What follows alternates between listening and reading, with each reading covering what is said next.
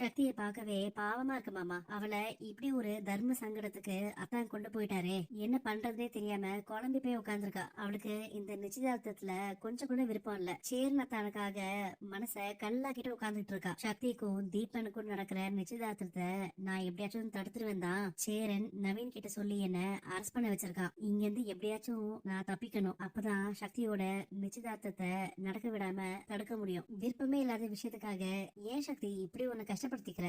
நாங்க எல்லாரும் சேரன் கிட்ட பேசுறோம். அப்படி அவன் கேட்கலன்னா தீபனோட அப்பா அம்மா கிட்டயாச்சும் பேசுறோம். உன்னை இப்படி பார்க்கவே கஷ்டமா இருக்கு. தீபன் அந்த பணத்தை பத்தி என்கிட்ட கேட்டதே இல்ல, இனிமேலும் கேட்க போறது இல்ல. அவ்வளோ நல்லவன சக்திக்கு கல்யாணம் பண்ணி வைக்கணும்னு நினைக்கிறதுல என்ன தப்பு? அவன்கிட்ட என்ன குறை இருக்கு? படிப்பு இல்லையா, அழகு இல்லையா, அந்தஸ்து இல்லையா? ஏதாச்சும் ஒரு குறை சொல்லுங்க பாக்கலாம். இந்த மீனா தானே உங்க எல்லாரோட மனச மாத்துனது. மீனாவோட அண்ணன் வேலு நல்லவனா இருந்தா நான் ஏன் சக்திக்கு இன்னொரு கல்யாணம் பண்ணி வைக்க போறேன்? சக்தி என்ன இதெல்லாம்? நான் என்னமோ உன் வாழ்க்கைய எடுத்த மாதிரி எல்லாரும் பேசிட்டு இருக்காங்க. உன் விருப்பத்தோட தானே நான் எல்லா ஏற்பாடும் பண்ணேன். சொல்லு, இந்த நிச்சயதார்த்தத்துல உனக்கு விருப்பம் இல்லையா?